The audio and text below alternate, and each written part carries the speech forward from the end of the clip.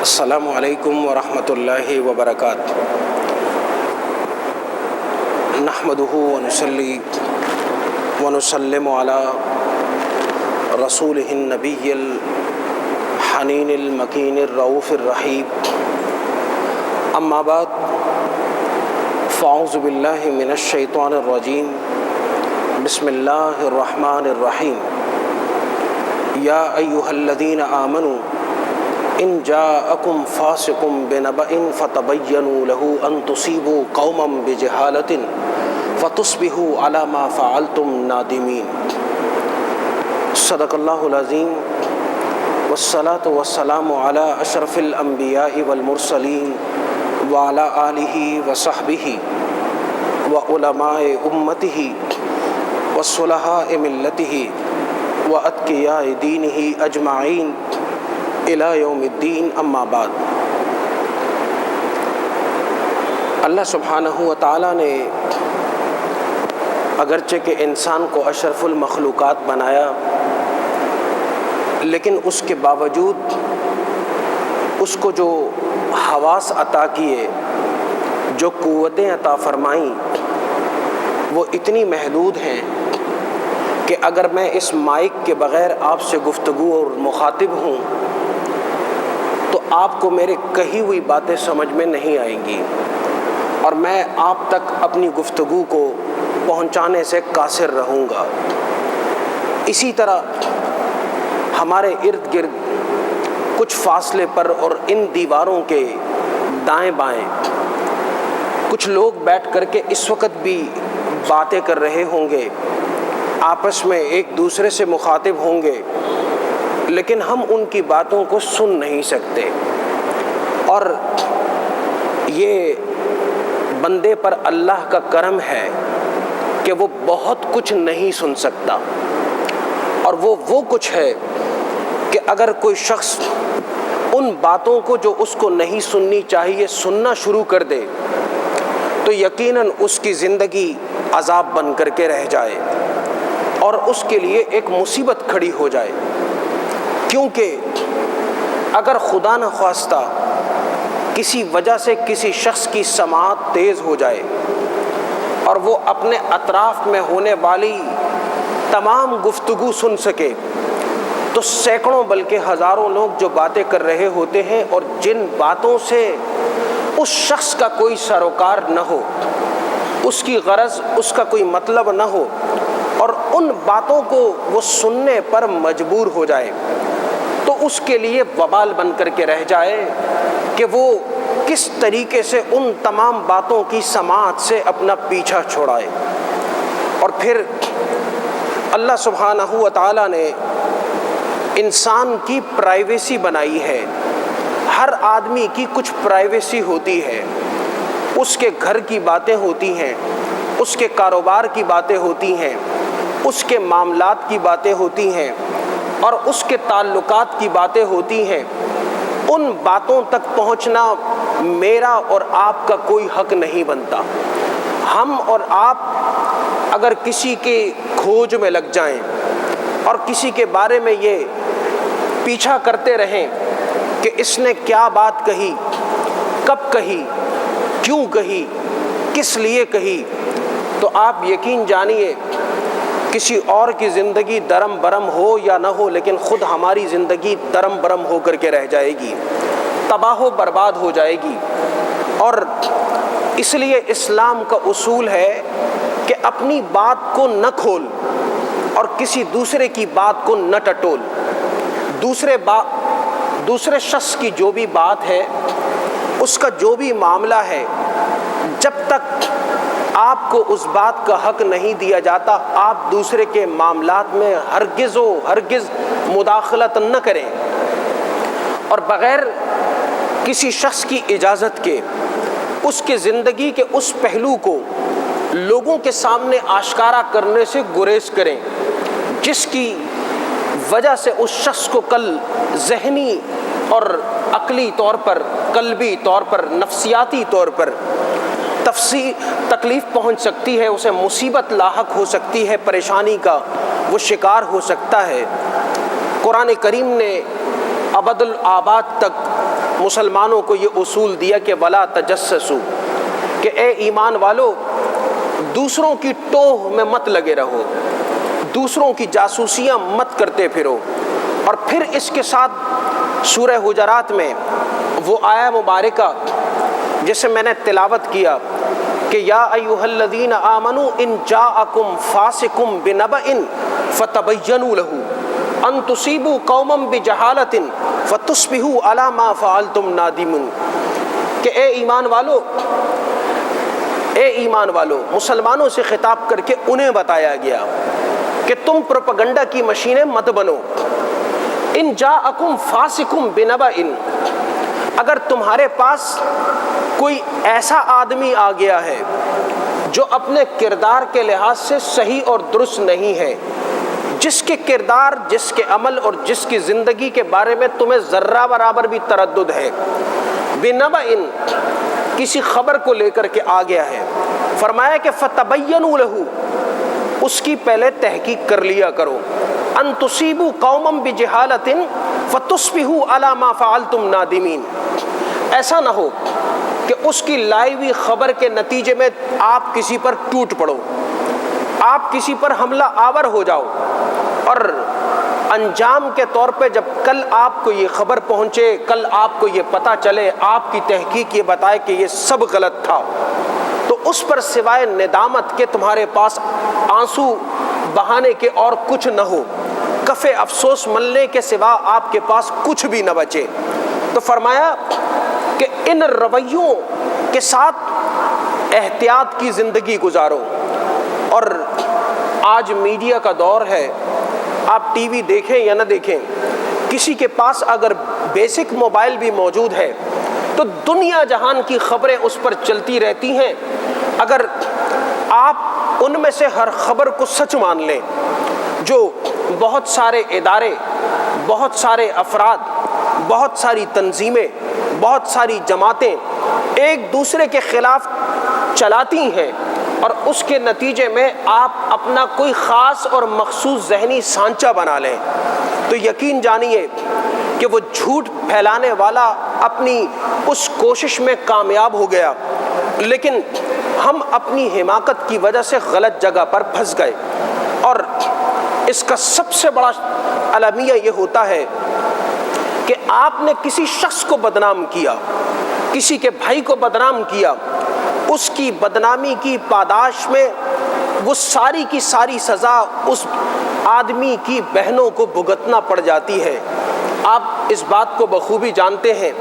کہ کئی گھر ایسے ہوتے ہیں جہاں پر بچیاں ہوتی ہیں اور وہ جوانی کی عمر میں پہنچ جاتی ہیں، لیکن کوئی معاملہ ایسے ہو جاتا ہے جس کی وجہ سے گھر کے بیٹے پر، بھائی پر، شوہر پر، والد پر کوئی تہمت اور الزام لگنے کی دیر ہوتی ہے۔ اس کے بعد اہل محلہ، اہل علاقہ اور اب تو اہل شہر و وطن اس بات میں ذرہ برابر اللہ کے حدود کی رعایت نہیں کرتے کہ وہ کسی بھی شخص کو جو اس شخص کے بارے میں آپ سے آگاہی حاصل کر رہا ہو، صحیح صورتحال کو واضح کرنے کی کوشش کریں۔ اس بنیاد پر سینکڑوں نہیں، ہزاروں بلکہ لاکھوں بچیاں رشتوں سے محروم ہو جاتی ہیں۔ رشتہ کرنے والوں کو بتایا جاتا ہے کہ اس کا بھائی اتنا بڑا مجرم، اس کا باپ اتنا بڑا ظالم، اس کا شوہر اتنا سفاک، اور ان کا بیٹا وہ ایسا بد کردار۔ آپ نے اپنے زبان کے چٹخارے کے لیے چند جملے کہے، لیکن دوسروں کی زندگیوں کو تباہ کر دیا، دوسروں کے گھروں کو برباد کر دیا، ان کی عزتوں کو چوک میں لٹا کر کے رکھ دیا۔ اللہ سبحانہ و تعالیٰ نے اپنی زبانوں کو اسی لیے قابو میں رکھ کر کے، اور بالخصوص جب آپ کے پاس کوئی خبر کسی بھی ذریعے سے پہنچ جائے تو جب تک خود اس کی تحقیق نہ کر لیں تب تک اس کے بارے میں کسی قسم کے رویے کو اپنا کر کے اپنا پورا طریقہ کار اس کے مطابق بنانے کی ہرگز و ہرگز کوشش نہ کریں۔ امام اور امام اہل سنت امام احمد رضا خان القادری رحمۃ اللہ تعالی علیہ فرماتے ہیں کہ اگر آپ، اس زمانے میں پردے کا بڑا اہتمام ہوتا تھا، گھروں میں سے کسی خاتون کا بے پردہ بازار میں چلے جانا انتہائی معیوب تصور کیا جاتا تھا۔ ایک گھر کی خواتین ہوتی تھیں اور ایک وہ خواتین ہوتی تھیں جو بازاروں پر، روڈوں پر اور کھلے جگہوں پر، پبلک مقامات کے اوپر گھومتی پھرتی تھیں۔ چنانچہ آپ نے اس تصور کو مد نظر رکھ کر کے جب آپ سے یہ پوچھا گیا، آپ نے یہ فرمایا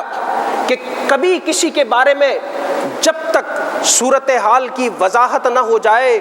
اس وقت تک کوئی رائے قائم کرنے سے گریز فرمائیں کہ یہ گناہ ہے۔ آپ نے فرمایا کہ اگر تم کسی خاتون کو بازار میں بے پردہ نکلتے ہوئے دیکھ لو اور دیکھو کہ وہ دوڑتی چلی جا رہی ہے، اس کے سر پر کوئی چادر نہیں، اس کے سر پر کوئی حجاب نہیں، تو یہ بدگمانی مت کرنا کہ خدا نخواستہ کردار کے لحاظ سے پس کردار کی خاتون ہے۔ فرمایا کہ ہو سکتا ہے کہ اس کے گھر میں،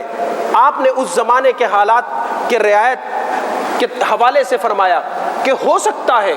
کہ اس کے گھر میں کوئی بڑا سانپ نکل آیا ہو جس کی وجہ سے وہ گھر چھوڑ کر کے بھاگ پڑی ہو، اور قریب کوئی بازار تھا، دکانیں تھی جس میں سے وہ دوڑ کر کے جا رہی ہو اور اپنی جان کو بچا رہی ہو۔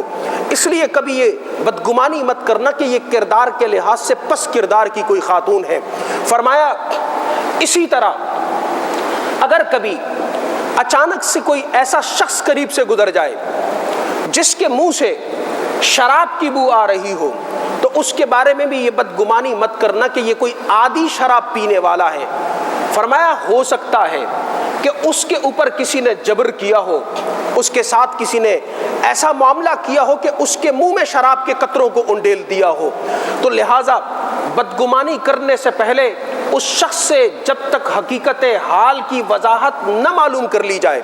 اس شخص کے بارے میں کسی قسم کی رائے کو اختیار کرنے سے گریز فرمائے،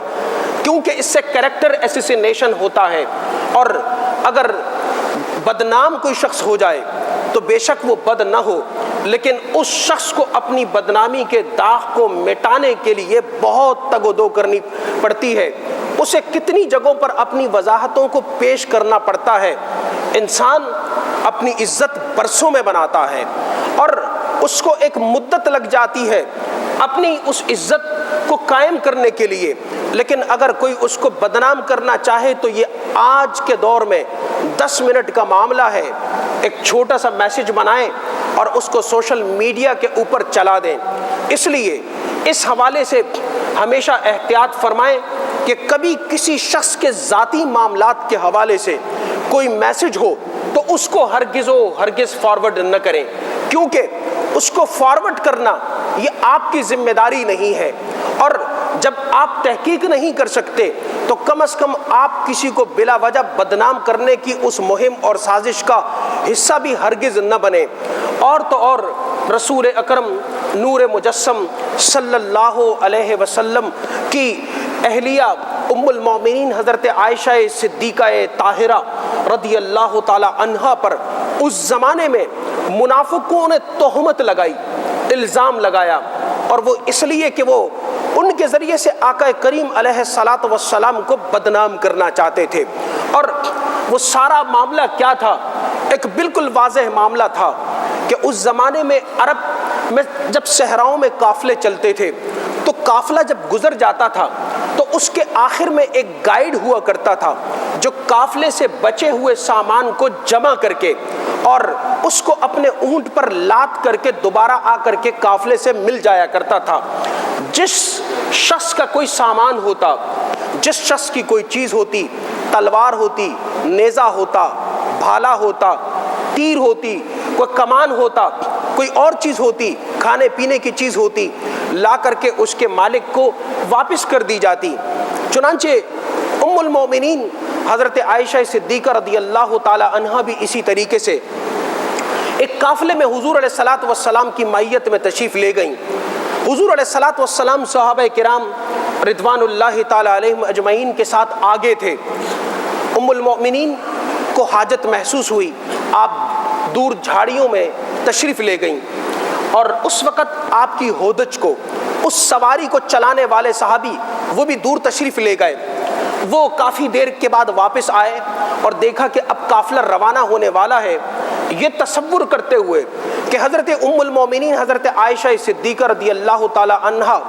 دوبارہ ہودج میں سوار ہو چکی ہیں، انہوں نے اپنے اونٹ کو کھڑا کیا اور روانہ کر دیا۔ چنانچہ وہ اونٹ روانہ ہو گیا اور ام المومنین حضرت عائشہ صدیقہ رضی اللہ تعالی عنہا ابھی تک وہاں سے فراغت کے بعد تشریف نہیں لائی تھیں۔ چنانچہ قافلہ کافی آگے جا چکا اور کافی دیر کے بعد حضرت عائشہ صدیقہ رضی اللہ تعالی عنہا جب واپس تشریف لائیں تو اس وقت دیکھا کہ وہاں کوئی قافلہ نہیں ہے، ان کا اونٹ وہ بھی روانہ ہو چکا ہے۔ چنانچہ پیچھے وہ صحابی جو عمر کے لحاظ سے بھی بڑی عمر کے صحابی تھے، وہ تمام چیزوں کو دیکھتے ہوئے چلے آ رہے تھے، تو انہوں نے جب حضرت ام المومنین عائشہ صدیقہ رضی اللہ تعالی عنہا کو اس جگہ پر دیکھا جہاں پر وہ اونٹ بیٹھا ہوا تھا اور آپ اس طرح بیٹھی ہوئی تھیں کہ آپ نے اپنے چاروں طرف اپنی چادر مبارک پھیلائی ہوئی تھی اور کہیں سے بھی آپ کا وجود پاک اس کا کوئی حصہ نظر نہیں آ رہا تھا، چہرہ مبارک وہ بھی ڈھکا ہوا، سر مبارک وہ بھی ڈھکا ہوا، جسم اطہر وہ بھی ایک لمبی شال کے ذریعے سے ڈھکا ہوا۔ اس شخص نے، اس صحابی نے آ کر کے فوراً کہا کہ انا للہ و انا الیہ راجعون، اے ام المومنین آپ یہاں تشریف فرما ہیں اور قافلہ جا چکا ہے۔ چنانچہ انہوں نے جلدی جلدی ام المومنین کو اپنے اس اونٹ اور اس کے ہودج پر سوار کروایا۔ یہ اونٹ جب آگے چل کر کے قافلے کے ساتھ ملا تو اس قافلے میں موجود وہ منافق جو موقع کی تلاش اور طاق میں رہتے تھے، انہیں جیسے ہی اس واقعے کی خبر ہوئی انہوں نے فوراً حضرت ام المومنین عائشہ صدیقہ رضی اللہ تعالی عنہا کے کردار کے بارے میں افواہیں اڑانا شروع کر دی۔ اور شروع میں وہ افواہیں زیادہ نہیں پھیلی، وہ سوشل میڈیا کا دور نہیں تھا، زبان سے زبان تک بات جاتی تھی، صحابہ کرام احتیاط فرماتے تھے، لیکن منافقین نے گھروں کی خواتین کے ذریعے سے اس بات کو پورے مدینہ طیبہ میں اس زور و شور سے سرکولیٹ کیا کہ وہ خبر بالآخر مردوں تک پہنچنا شروع ہوئی۔ حضرت ابوبکر صدیق رضی اللہ تعالی عنہ کو جب اس خبر کی اطلاع ہوئی تو آپ بیمار ہو گئے۔ ام المومنین حضرت عائشہ صدیقہ خود عفیفہ تھیں، طاہرہ تھیں، پاک باز تھیں، ان کے وہم و گمان حاشا و خیال میں اس طرح کی بات آ نہیں سکتی تھی۔ ان تک جب یہ بات پہنچی تو وہ اتنی کبیدہ خاطر ہوئی کہ بالآخر انہیں بخار ہو گیا۔ 2 ماہ تک شدت کا بخار جس میں ان کا وجود آگ کی طرح تپتا تھا، یہ آپ کی صورتحال ہو گئی۔ حضور اکرم نور مجسم صلی اللہ علیہ وسلم جب منبر پر تشریف فرما ہوتے تو آپ کے چہرے سے بھی اس غم کی کیفیت کو دیکھا جا سکتا تھا۔ بالآخر وہ دن آیا کہ حضرت عمر فاروق رضی اللہ تعالیٰ عنہ مسجد نبوی میں آپ کے سامنے کھڑے ہو گئے اور فرمایا کہ اے اللہ کے رسول صلی اللہ علیہ وسلم، اللہ سبحانہ و تعالی آپ کے جسم مبارک پر مکھی کو بیٹھنے نہیں دیتا۔ وہ کیسے آپ کے بستر پر کسی ایسی خاتون کو برداشت کر سکتا ہے جس کے کیریکٹر پر کوئی لفظ آ جائے، اس پر کوئی حرف آ جائے اور اس کے کیریکٹر میں واقعتاً ایسی کوئی بات ہو۔ سیدنا عثمان غنی رضی اللہ تعالیٰ عنہ کھڑے ہو گئے۔ آپ نے فرمایا اے اللہ کے رسول صلی اللہ علیہ وسلم، اللہ نے آپ کو بغیر سائے کے بنایا اور اس لیے بنایا کہ آپ کا سایہ زمین پر پڑے اور اس پر کسی کے گندے اور ناپاک قدم پڑے، آپ کا سایہ ہو اور وہ غلاظت کے اوپر سے گزرے۔ اللہ نے آپ کو بے سایہ بنایا۔ اللہ تعالیٰ آپ کے لیے کسی ایسے خاتون کا انتخاب نہیں کر سکتا جس کا کردار داغدار ہو۔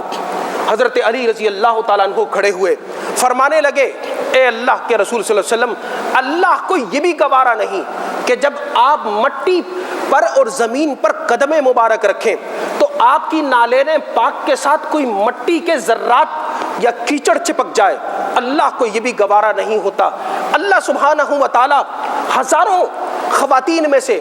کسی ایسی خاتون کا انتخاب آپ کے لیے کیسے کر سکتا ہے کہ جس میں ذرہ برابر بھی اس کے کردار کے اندر، اس کے معاملات کے اندر کوئی ایسی بات ہو جو عام مسلمان عورتوں کی سطح پر ناپسندیدہ ہو، چہ جائے کہ وہ حضور ایسی مقتدر ہستی کے شایان شان بنے، ایسا ممکن نہیں ہے۔ یہی صحابہ کرام رضوان اللہ تعالی علیہم اجمعین کا فرمانا تھا کہ اس کے بعد جا کر کے اللہ سبحانہ و تعالی نے سورۃ النور کی 16 آیات نازل فرمائی، 16 آیات جس میں حضرت عائشہ صدیقہ رضی اللہ تعالی عنہا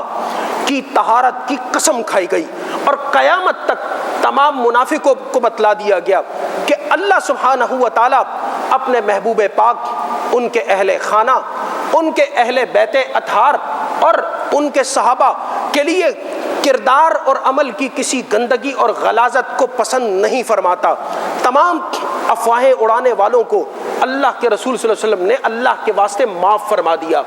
کہنے کا مقصد یہ ہے، جب آپ افواہ اڑاتے ہیں تو وہ افواہ اڑتے اڑتے اس بلند سطح پر چلی جاتی ہے کہ بعض ان لوگوں کے دامنوں پر داغ لگ جاتا ہے، ان لوگوں کی پوری زندگی کا اور ان کا کردار مشتبہ ہو جاتا ہے، جن کے بارے میں کسی بد کرداری کا شبہ ذہن میں لانا انسان اس کا تصور نہیں کر سکتا۔ اللہ سبحانہ و تعالی نے سورہ حجرات کی اس آیہ مبارکہ کو اس واقعے کے تناظر میں نازل فرمایا کہ بنو مستلق وہ قبیلہ تھا جو نیا نیا مسلمان ہوا تھا۔ حضرت ولید بن عقبہ رضی اللہ تعالی عنہ کو اللہ کے رسول صلی اللہ علیہ وسلم نے اس قبیلے کی طرف بھجوایا۔ یہ بہت سادہ آدمی تھے۔ بنو مستلق قبیلے والوں کو اللہ کے رسول صلی اللہ علیہ وسلم کے ساتھ اتنی محبت، اور انہیں یہ پتہ چلا کہ آپ کا نمائندہ، آپ کا ہرکارہ زکوٰۃ کے مال کو جمع کرنے کے لیے آ رہا ہے، چنانچہ جتنے قبیلے کے سردار تھے تمام جمع ہوئے، لوگوں کو اپنے ساتھ جمع کیا۔ اس کے یعنی حضور علیہ الصلوۃ والسلام کے سفیر کے اعزاز میں، آج جس طرح وی آئی پی پروٹوکول دیا جاتا ہے کسی سفیر کو، کسی ملک کے سربراہ کو، وہ حضور علیہ الصلوۃ والسلام کے اس سفیر کو اکرام اور اعزاز سے نوازنا چاہ رہے تھے، لیکن ولید بن عقبہ کے قبیلے اور بنو مستلق میں پہلے سے رقابت تھی، رنجشیں تھیں، اسلام لانے سے پہلے دشمنیاں تھیں۔ چنانچہ حضرت ولید رضی اللہ تعالیٰ عنہ جب اس قبیلے کے قریب پہنچے اور دیکھا کہ لوگوں کے ہاتھوں میں تلواریں ہیں، نیزے اور بھالے ہیں، اور لوگ مسلح ہیں، وہ ڈر گئے، اور انہیں بتلایا گیا کہ یہ سارے لوگ تیار ہو کر کے تمہیں مارنے کے لیے آئے ہیں۔ انہوں نے خبر کی تحقیق نہیں کی، جہاں تھے وہیں سے پلٹے اور دوڑ لگا دی، اور دوڑ لگا کر کے انہوں نے اپنے قبیلے پہ سے گزرتے ہوئے وہاں بھی یہ افواہ اڑا دی کہ بنو مستلق والے مجھ پر حملہ آور ہو گئے ہیں۔ مسلح طور پر وہ سارے کے سارے لوگ نکل آئے ہیں، اور دوڑتے دوڑتے دوڑتے حضور علیہ الصلوۃ والسلام کی بارگاہ میں جا پہنچے اور پورے صورتحال سے آگاہ فرمایا۔ اب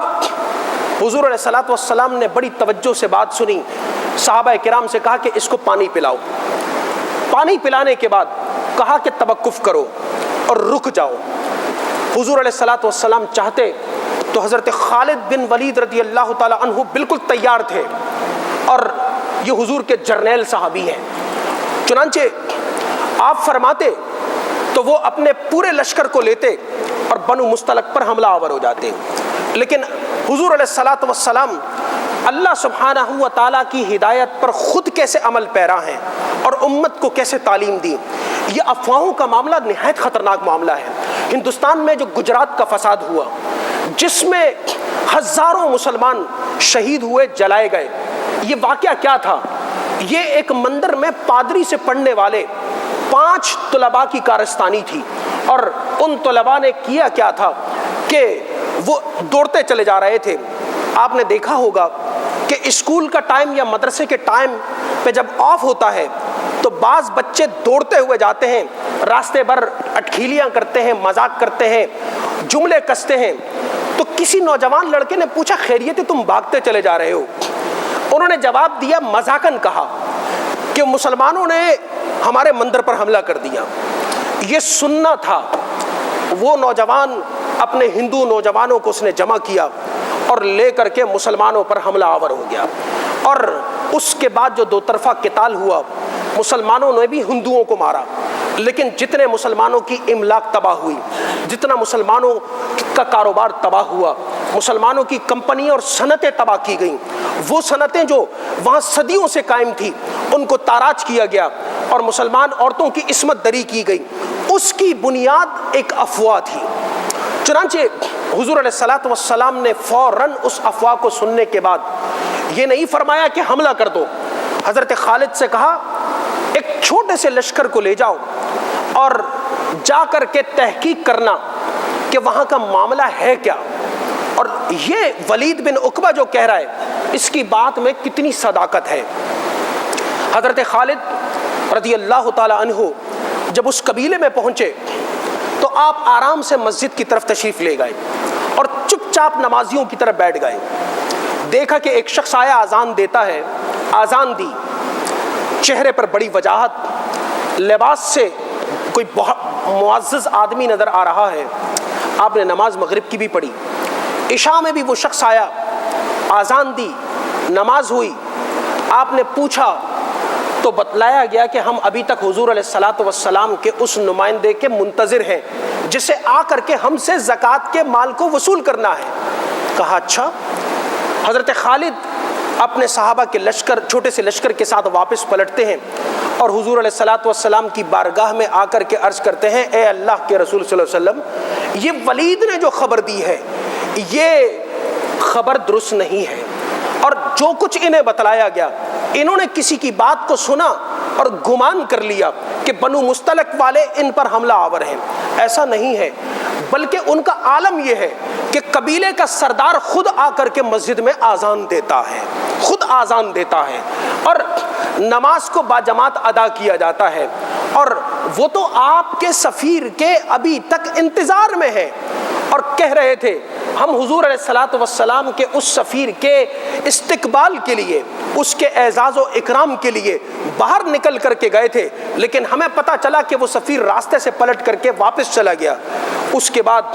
اللہ کے رسول صلی اللہ علیہ وسلم نے اہل ایمان سے مخاطب ہو کر کے کہا کہ کبھی کسی شخص کی بات کو سن لو اور وہ بات لانے والا بھی ایسا شخص ہو جس کے بارے میں اور جس کے جھول کے بارے میں آپ کو آگاہی ہو، تو ایسا کبھی مت کرنا کہ اس کی بات کو دیانت اور صداقت سمجھ کر کے اور بغیر تحقیق کے جا کر کے اس شخص کے اوپر پل پڑو، اس ادارے کے اوپر پل پڑو، اس جماعت کے اوپر پل پڑو، کسی کی کیریکٹر ایسیسینیشن کرو، کسی کو بدنام کرو، کسی کی عزت کو اچھالو، کسی کی پگڑیوں کو اچھالو۔ مسلمان کا کردار وہ ہے کہ جس طرح شہد کی مکھی صاف پاکیزہ پھول پر آ کر کے بیٹھتی ہے اور وہاں سے نچوڑنے کے بعد جو کچھ دے کر کے جاتی ہے اس کو شہد کہا جاتا ہے، اور اس کے مقابلے میں منافق اور اس کے مقابلے میں دوسرے تمام لوگ، ان کی مثال اس گندی مکھی کی طرح ہے جو گندگیوں پر آ کر کے بیٹھتی ہے اور نجاست اور گندگی چھوڑ کر کے چلی جاتی ہے۔ ایک مسلمان کبھی بھی اپنی زبان سے کوئی نجاست والی بات، گندگی اور غلاظت والی بات، دوسروں کے اخلاق اور کردار کو تباہ کرنے والی بات، اس کو اس وقت تک ہرگز نہ نکالے جب تک اس کی شدید ضرورت نہ ہو اور جب تک اس نے اس کی بھرپور تحقیق نہ کر لی ہو۔ آپ میڈیا کے دور میں رہتے ہیں، چاروں طرف اخبار کے ذریعے سے، ٹیلی ویژن اسکرینز کے ذریعے سے، اخبارات اور سوشل میڈیا کے ذریعے سے، آپ کے چھوٹے چھوٹے موبائلوں کے ذریعے سے طرح طرح کی خبریں آپ تک پہنچتی ہیں۔ آپ کبھی بھی کسی خبر کو اس وقت تک حق نہ جانیے جب تک وہ خبر آپ کے لیے واضح اور آشکارا نہ ہو جائے، اور اس کو اس وقت تک پھیلانے سے گریز فرمائیں جب تک پوری کی پوری صورتحال آپ پر آشکارا نہ ہو، کیونکہ اس کو پھیلانے کا آپ کو کوئی حق نہیں ہے۔ اور بالخصوص ایسے کہ کسی کے اوپر تہمت لگا دی، کسی کے اوپر الزام لگا دیا، کسی کی عزت کو اچھال دیا، قیامت کے دن ایسے لوگ اللہ کی بارگاہ میں اپنے نیک اجروں سے بھی محروم کر دیے جائیں گے، کیونکہ جن جن لوگوں کے ساتھ ایسے بندے نے ناانصافی کی ہوگی، اللہ سبحانہ و تعالیٰ اس کے نیک اعمال کو لے کر کے اس کے کیریکٹر ایسیسینیشن کے بدلے میں ان لوگوں کو دے دے گا جن کی دنیا میں اس کی زبان کی وجہ سے رسوائی ہو۔ اللہ سبحانہ و تعالیٰ ہمیں اپنی زبانوں سے، اپنے ہاتھوں سے، اپنی سوچوں سے، اپنے وسائل سے دوسروں لوگوں کی عزت کرنے کی توفیق عطا فرمائے اور دوسرے لوگوں کی کیریکٹر ایسیسینیشن سے اپنے آپ کو بچانے کی توفیق عطا فرمائے۔ آمین۔ وما علینا الا البلاغ المبین۔